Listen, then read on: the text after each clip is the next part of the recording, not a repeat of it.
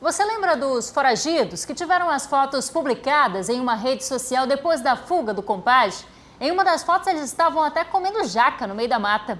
Pois é, um deles foi preso hoje à tarde. Ele foi identificado como Gleidson Thiago Oliveira. O repórter Márcio Paz Barreto tem os detalhes dessa prisão. O Gleidson Thiago Castro de Oliveira, de 29 anos, conhecido como comedor de jaca, ele foi preso por volta de 2 horas da tarde pelos policiais militares da 2ª SICOM. Eles receberam uma denúncia anônima de que o Gleidson estaria numa casa, o Gleidson e mais outros foragidos, numa casa no Morro da Liberdade. Só que ao chegar no local, a polícia encontrou apenas o Gleidson, a namorada e mais uma quantidade de droga.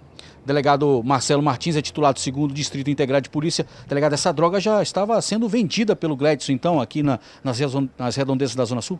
Exatamente. Ele confessou em depoimento de que ele adquiriu essa droga no Igarapé do 40 para efetuar a revenda dessa droga e obter valores para poder manter a sua liberdade aí, né? Porque ele estava foragido, precisava conseguir dinheiro rapidamente. Outros fugitivos chegaram a ser recapturados também, não?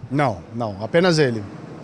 O Gleidson comentou alguma coisa sobre as redes sociais, sobre o motivo da fuga? Ele disse apenas que quem efetuou a foto foi o outro preso, que ele não queria tirar foto, mas naquela situação lá ele acabou tirando com o outro foragido, efetuou a foto, ele estava ali no local e tirou logo, né? O que acontece com o Gleidson agora? Vai ser autuado de flagrante, vai ser recolhido à cadeia novamente e vai responder por mais um processo por tráfico de drogas.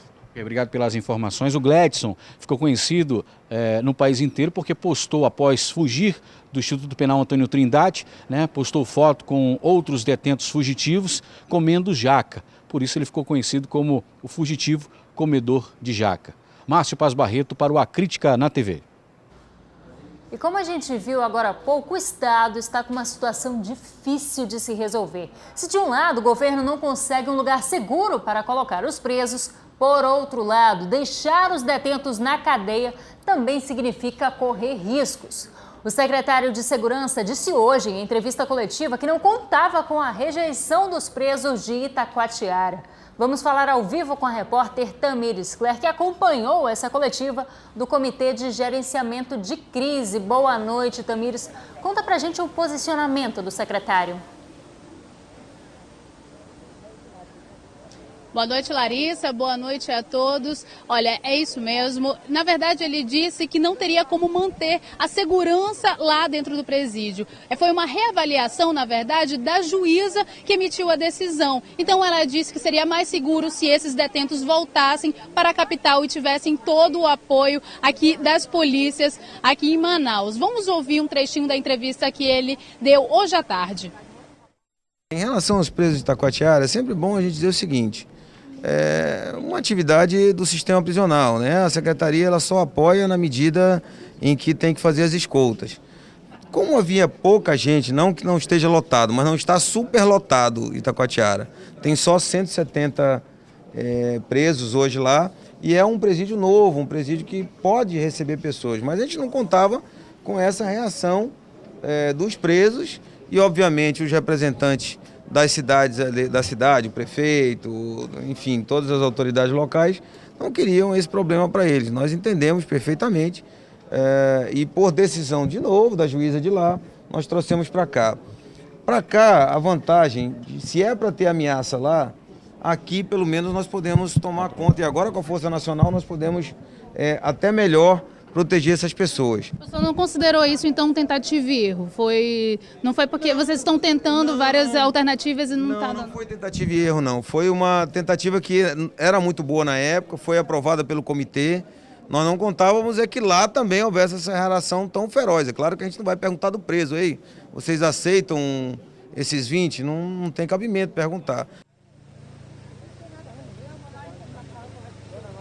Pois é, Larissa, e além disso, ele também falou sobre as visitas dentro dos presídios aqui na capital. Ele disse que ainda não tem previsão para que as famílias possam entrar, porque também não tem como garantir a segurança dessas pessoas dentro desse presídio nesse momento de crise. E a gente está aqui em frente à cadeia pública Raimundo Vidal Pessoa, a gente vê que ainda tem algumas famílias aqui aguardando respostas em relação aos seus familiares. E a gente vai conversar agora com o deputado João Siqueira, Padre João Siqueira, que é deputado federal, presidente da Comissão de Direitos Humanos lá da Câmara Federal, que conversou também com essas pessoas e entrou na cadeia, né, padre? O que o senhor viu por lá? Primeiro, pela manhã, nós tivemos uma reunião com as famílias dos presos que foram executados, esposas, mães, vós, e que relataram ainda a situação, o porquê que chegou a este nível, né? Então, são relatos preocupantes, que nos levam a questionar todo o sistema, inclusive, às vezes, judiciário, Ministério Público, todo um processo. À tarde, fomos recebidos pelo secretário da Administração Penitenciária, Pedro Florencio, onde fomos no Compage, e lá também ouvir dele também o porquê que chegou, como que chegou a essa situação. Entrada de armas, porque se não fosse entrada de armas, os presos não teriam pego todo o controle. Então, é uma situação ainda de insegurança, de instabilidade, que não dá segurança para a entrada. Houve um apelo nosso para a entrada, pelo menos, da complementação alimentar. Eu acho que é uma coisa que não precisava, porque se a alimentação fosse bem adequada, não precisava das famílias estar bancando a complementação alimentar.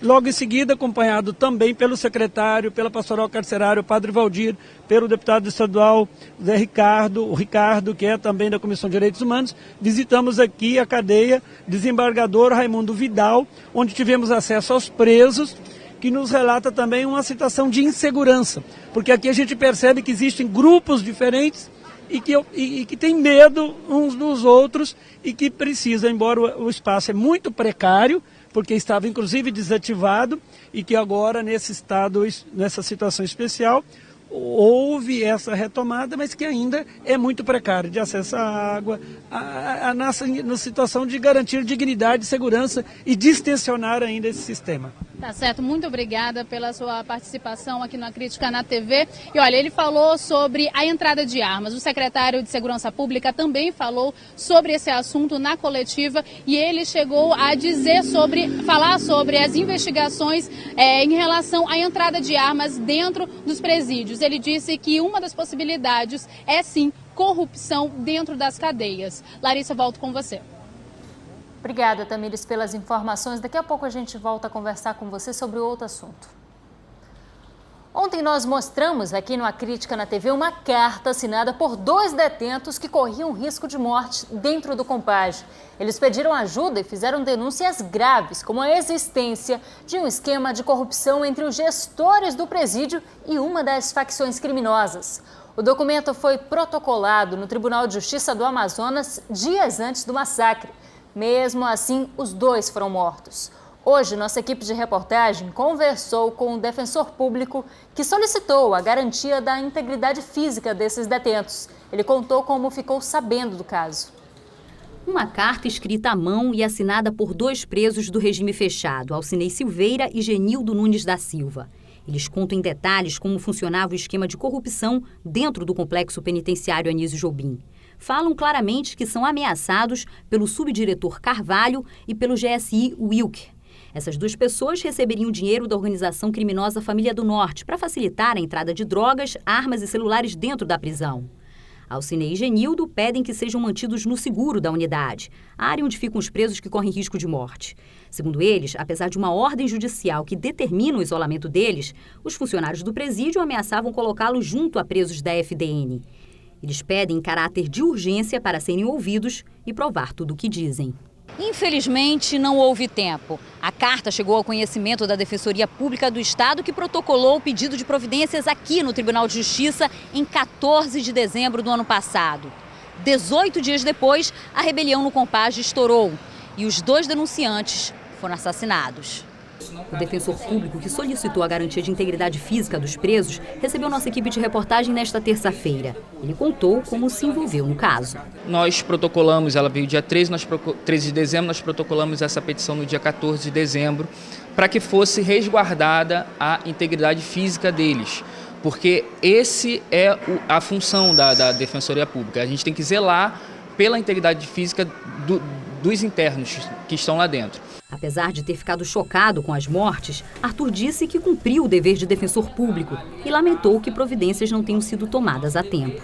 O que o senhor sentiu quando, no dia 1º, o senhor ficou sabendo dessa rebelião e de tantas mortes e aquilo que o senhor havia denunciado para o Tribunal de Justiça se confirmou? A gente sente uma profunda tristeza pelas mortes que ocorreram dentro do Compage. A gente tentou levar para as autoridades competentes o que estava descrito na carta. A gente não cabe à Defensoria Pública apurar se o que estava escrito na carta é verdade ou não. Isso o Ministério Público, a polícia já devem estar andando para tentar ver se essa denúncia feita pelos presos sobre diretor A, diretor B, é verídica ou não. A Secretaria de Administração Penitenciária também precisa dar explicações, mas tem evitado a imprensa. Nós pesquisamos os nomes dos citados na carta e encontramos na folha de pagamento da SEAP o diretor José Carvalho da Silva e o gerente Wilkin Ramon Lopes de Oliveira. Os dois ocupam cargos comissionados, ou seja, de confiança do governo, com salários no valor de R$ 4.200.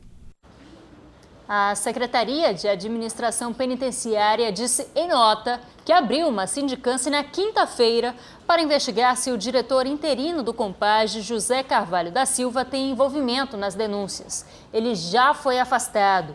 José Carvalho ocupava o cargo de diretor interino da unidade desde a saída do diretor Ilson Vieira Ruiz. Já o Tribunal de Justiça prometeu investigar por que os documentos protocolados pela Defensoria Pública não chegaram ao juiz da Vara de Execução Penal. Agora sim a gente vai dar uma olhada nas imagens do trânsito pelas câmeras do CIOPS. Essa daqui é a Avenida Darcy Vargas, no cruzamento com a Djalma Batista.